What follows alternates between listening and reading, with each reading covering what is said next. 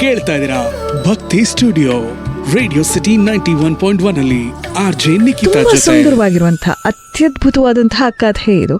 ನನಗೆ ತುಂಬಾ ಇಷ್ಟ ಆಯ್ತು. ಎಷ್ಟೊಂದು ಸಂದೇಶ ಇದರಲ್ಲಿ ಇದೆಯಲ್ಲ, ಇದನ್ನ ನನ್ನ ಕೇಳುಗರಿಗೆ ತಿಳಿಸಬೇಕು ಅನ್ನುವಂತಹ ನಿಟ್ಟಿನಲ್ಲಿ ಈ ಕಥೆಯನ್ನ ಇವತ್ತು ನಿಮ್ಮ ಜೊತೆಲಿ ಹಂಚಿಕೊಳ್ತಾ ಇದ್ದೇನೆ.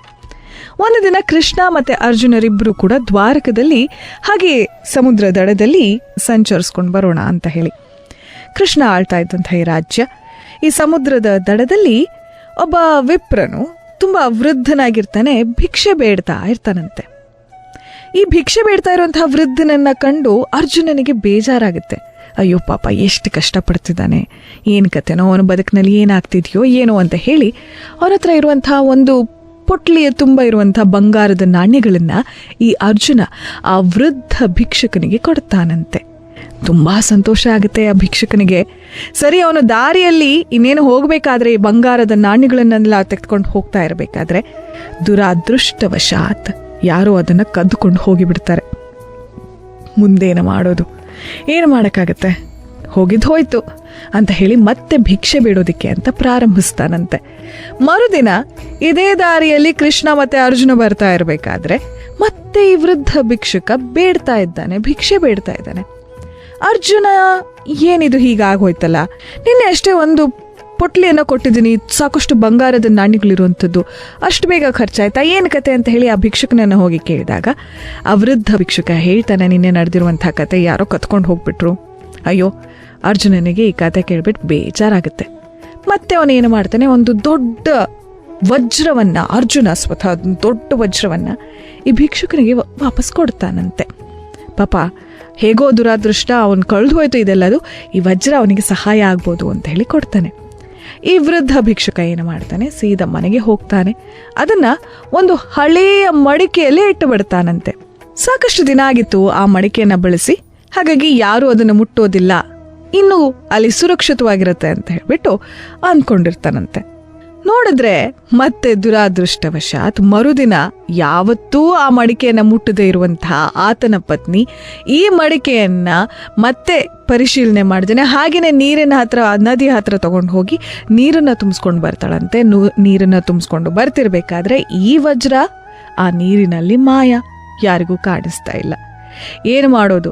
ಬೆಳಗ್ಗೆ ಎದ್ದು ಈತ ನೋಡ್ಬೇಕಾದ್ರೆ ಆ ಮಡಿಕೆ ಇಲ್ಲ, ಅದರಲ್ಲಿ ನೀರು ತುಂಬಿಸ್ಕೊಂಡು ಬಂದಿದ್ದಾಳೆ ಹೆಂಡತಿ ಅಂತ ಹೇಳಿದಾಗ ಅವನಿಗೆ ಗೊತ್ತಾಗುತ್ತೆ, ಹಾಗಿದ್ರೆ ಈ ವಜ್ರವು ಕೂಡ ಕಳೆದು ಹೋಗಿದೆ, ಅವಳೇನು ಮಾತಾಡ್ತಿಲ್ಲ ಅಂತ ಹೇಳಿದ್ರೆ ಅವಳಿಗೆ ಗೊತ್ತಿಲ್ಲ ಅಂತ ಹೇಳಿ. ಇನ್ನೇನು ಮಾಡೋದು ಅಂತ ಹೇಳಿ ಮತ್ತೆ ಭಿಕ್ಷೆ ಬೇಡೋದಕ್ಕೆ ಅಂತ ಹೇಳಿ ಮರುದಿನ ಹೋಗ್ತಾನೆ. ಮರುದಿನ ಹೋದಾಗ ಮತ್ತೆ ಅರ್ಜುನ ಕೃಷ್ಣರಿಬ್ರು ನೋಡ್ತಾರೆ. ಅಯ್ಯೋ, ಇದೇನಿದು, ಮತ್ತೆ ಈ ಭಿಕ್ಷುಕನನ್ನ ನಾವು ನೋಡ್ತಿದೀವಿ ಅಂತ ಹೇಳಿ ಕೃಷ್ಣನಿಗೆ ಅರ್ಜುನ ಹೇಳ್ತಾನೆ. ಸರಿ, ಈಗ ನನ್ನ ಸರದಿ ಅಂತ ಹೇಳಿ ಕೃಷ್ಣ ಈ ವೃದ್ಧ ಭಿಕ್ಷುಕನಿಗೆ ತಾಮ್ರದ 2 ನಾಣ್ಯಗಳನ್ನ ಕೊಡ್ತಾನಂತೆ.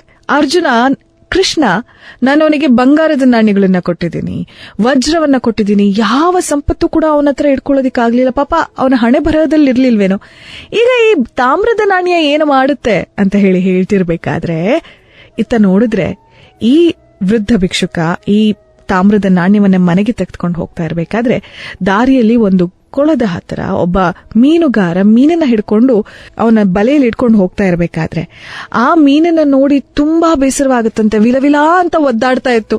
ಅಯ್ಯೋ ದೇವ್ರೆ, ಎಂಥ ಪರಿಸ್ಥಿತಿ, ಅದು ಉಸಿರು ಕಟ್ಟೋಂಗ್ ಇನ್ನೇನು ಸಾಯ್ತಿದ್ಯಲ್ಲ, ಈ ಹಿಂಸೆಯನ್ನ ನಂಗೆ ನೋಡೋದಿಕ್ಕಾಗ್ತಿಲ್ಲ ಅಂತ ಹೇಳಿ ಆ ವೃದ್ಧ ಭಿಕ್ಷುಕ ಏನು ಮಾಡ್ತಾನೆ, ಅವನ ಹತ್ರ ಇರುವಂತಹ ತಾಮ್ರದ ನಾಣ್ಯವನ್ನ ಆ ಮೀನುಗಾರನಿಗೆ ಕೊಟ್ಟು ಈ ಮೀನನ್ನ ಆತ ಖರೀದಿಸ್ತಾನೆ. ಮತ್ತೆ ಇನ್ನೇನು ನೀರಿನಲ್ಲಿ ಆ ನದಿಗೆ ಇನ್ನೇನು ಈ ಮೀನನ್ನ ಬಿಡಬೇಕು ಅನ್ನುವಷ್ಟರಲ್ಲಿ ಏನೋ ಆ ಕೈ ಹತ್ರ ಆ ಮೀನಿನ ಕುತ್ತಿಗೆ ಹತ್ರ ಏನೋ ಸಿಕ್ಕಾಗೆ ಆಗುತ್ತೆ.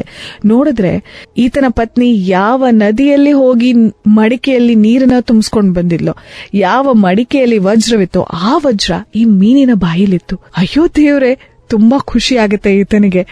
ಓ, ಇದು ನನಗೆ ಏನ್ ಸಿಕ್ಕಿದೆ ನೋಡಿ, ವಜ್ರ ಸಿಕ್ಕಿದೆ ಅಂತ ಹೇಳಿ ಹಾಗೆ ಕಿರ್ಚಾಡ್ತಾ ಇರ್ಬೇಕಾದ್ರೆ ದೂರದಿಂದ ಈತನ ಬಂಗಾರದ ನಾಣ್ಯವನ್ನ ಕದ್ಕೊಂಡು ಹೋಗಿರುವಂತಹ ಆ ಕಳ್ಳ ಈತನ ಈ ಕಿರ್ಚಾಟಕ್ಕೆ ಕೇಳಿಸ್ಕೊಂಡು ಅಪಾರ್ಥ ಮಾಡ್ಕೊಂಡು ಬಹುಶಃ ನಾನು ಕಳ್ಳ ಅಂತ ಅವನಿಗೆ ಗೊತ್ತಾಯ್ತೇನೋ ಅಂತ ಹೇಳಿ ಆತ ಅವನ ಹತ್ರ ಕದ್ದಿರುವಂತಹ ಬಂಗಾರದ ನಾಣ್ಯವನ್ನು ಅಲ್ಲೇ ಬಿಸಾಡ್ಬಿಟ್ಟು ಹೋಗಿ ಬಿಡ್ತಾನಂತೆ. ಮುಂದೆ ಬರ್ತಿದ್ರೆ ಈ ಭಿಕ್ಷುಕನಿಗೆ ಈ ಬಂಗಾರದ ನಾಣ್ಯಗಳು ಸಿಗುತ್ತೆ, ದೊಡ್ಡ ವಜ್ರವು ಕೂಡ ಸಿಗುತ್ತೆ. ತುಂಬಾ ಸಂತೋಷದಿಂದ ಅವನ ಮನೆಗೆ ಹೋಗ್ಬೇಕಾದ್ರೆ ಮತ್ತೆ ಕೃಷ್ಣ ಅರ್ಜುನರು ಸಿಗ್ತಾರೆ. ಅವರಿಗೆ ಈ ಸಂಪೂರ್ಣವಾದಂತಹ ಕಥೆಯನ್ನ ಹೇಳಿ ಖುಷಿಯಿಂದ ಈ ವೃದ್ಧ ಭಿಕ್ಷುಕ ಮನೆಗೆ ಹೋಗ್ತಾನಂತೆ. ಆತ ಮನೆಗೆ ಹೋದ ಮೇಲೆ ಅರ್ಜುನ ಕೃಷ್ಣನನ್ನ ಕೇಳ್ತಾನಂತೆ, ಅದ್ ಹೇಗ್ ಸಾಧ್ಯ ಆಯ್ತು?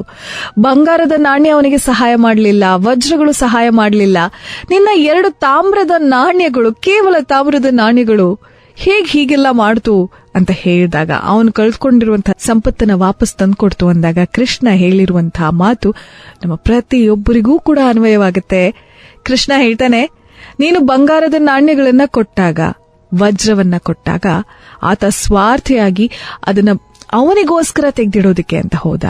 ಆದ್ರೆ ಯಾವಾಗ ನಾನು ತಾಮ್ರದ ನಾಣ್ಯವನ್ನು ಕೊಟ್ಟಿದ್ನೋ ಅದು ಮತ್ತೊಬ್ಬ ಜೀವಿಯ ಜೀವವನ್ನ ಉಳಿಸೋದಿಕ್ಕೆ ಅಂತ ಹೇಳಿ ಮುಂದಾದ ಒಂದು ಒಳ್ಳೆಯ ಮನಸ್ಸಿನಿಂದ. ಹಾಗಾಗಿ ಆತನ ಆ ಗುಣದಿಂದ ಎಲ್ಲಾ ವಿಚಾರದಲ್ಲೂ ಕೂಡ ಆಶೀರ್ವದಿಸಲ್ಪಟ್ಟ. ಯಾವಾಗ ನಾವು ಬೇರೆಯವರ ನೋವಿಗೆ ಸ್ಪಂದಿಸ್ತೀವೋ ಆಗ ದೇವರು ಸದಾ ಕಾಲ ಅವನನ್ನ ಕಾಪಾಡ್ತಾನೆ, ಅವನ ಬಗ್ಗೆ ಕಾಳಜಿ ವಹಿಸ್ತಾನೆ ಅನ್ನುವಂತಹ ಮಾತು ಇದು ಜಾನಪದ ಕಥೆಗಳಲ್ಲಿ ಸಾಕಷ್ಟು ವರ್ಷದಿಂದ ಹೇಳ್ತಾ ಬಂದಿರುವಂಥದ್ದು. ಮತ್ತೆ ಎಷ್ಟೋ ಬಾರಿ ನಮಗನ್ಸುತ್ತೆ, ಯಾರೂ ಇಲ್ಲದಿದ್ದಂತಹ ಸಂದರ್ಭದಲ್ಲಿ ನಾವು ಮಾಡಿರುವಂತಹ ಯಾವುದೋ ಒಂದು ಕೆಲಸ ನಮ್ಮನ್ನೆಲ್ಲೋ ಕಾಪಾಡ್ತಾ ಇರುತ್ತೆ. ಒಳ್ಳೆತನ ಅನ್ನುವಂಥದ್ದು ನಾವು ಆಚರಿಸಿದಾಗ ಮಾತ್ರ ಸತ್ಯವಾಗುತ್ತೆ. ಕೇಳ್ತಾ ಇದ್ದೀರಾ ಭಕ್ತಿ ಸ್ಟುಡಿಯೋ ರೇಡಿಯೋ ಸಿಟಿ 91.1 ಅಲ್ಲಿ RJ ನಿಖಿತಾ ಜೊತೆ.